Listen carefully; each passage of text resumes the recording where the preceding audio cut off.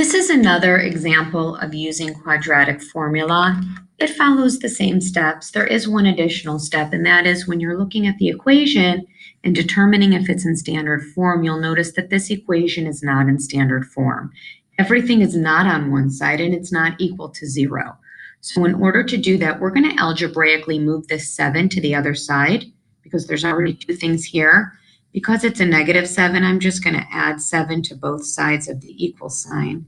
And when I do that, I'm just going to write out what's left in this order. So I'm going to end up with 3x squared minus 6x plus 7.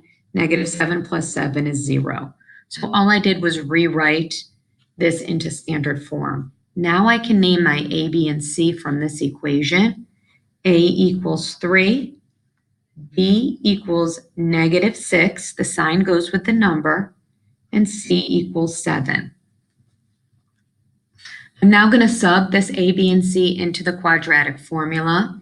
So I have x equals the opposite of B. So notice my B is -6. There are two signs there. This is the opposite, which came from here, of B. Plus and minus the square root of B squared, -6 squared, minus 4ac.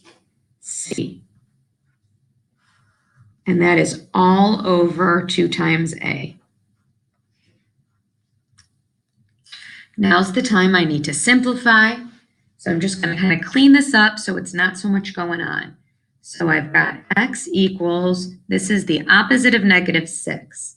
The opposite of -6 is +6. And then I have plus and minus, and I'm going to have my square root sign. And 2 times 3 is 6.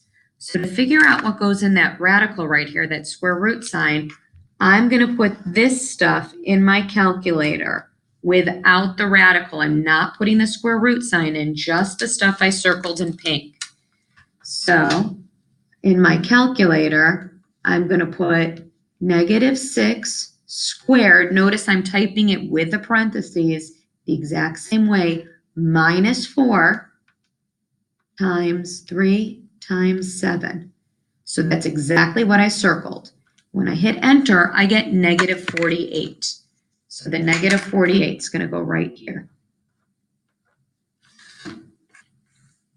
So now I'm going to simplify, just keep simplifying this equation. So I'm going to break up that radical.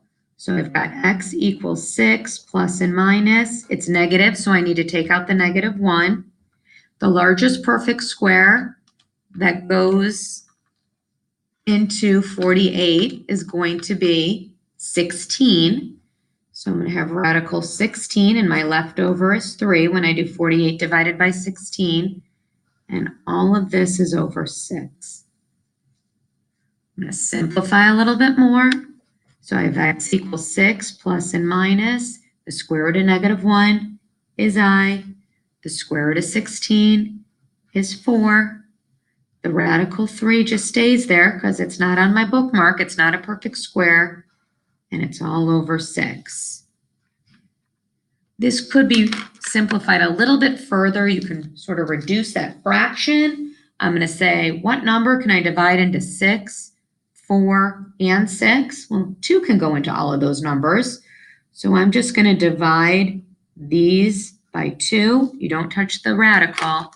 And when I do that, I end up with 6 divided by 2 is 3, plus and minus. 4 divided by 2 is 4. I still have my I radical 3, and it's all over 3 because 6 divided by 2 is 3. So this would be my final answer.